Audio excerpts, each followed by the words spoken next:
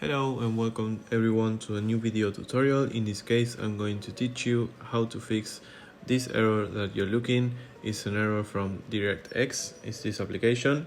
So it's really simple to solve. It appears to be a network error.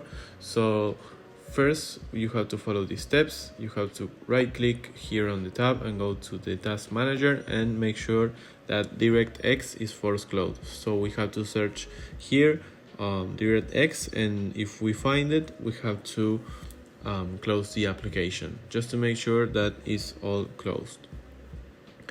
Then what we have to do is to go to settings, and here on settings we have to go to network and connection and make a network reset. This is really simple. You just have to click here and then you make the reset, and you have to reset your PC. It's very important you do that. Once you do that, you go to the next and final step, which is download again here from the Microsoft Store.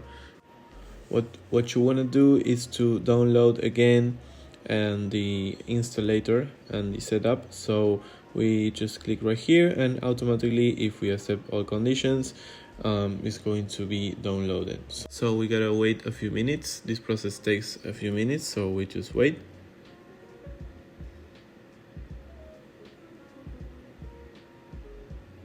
So once it's finished, the program should run perfectly. So that's all.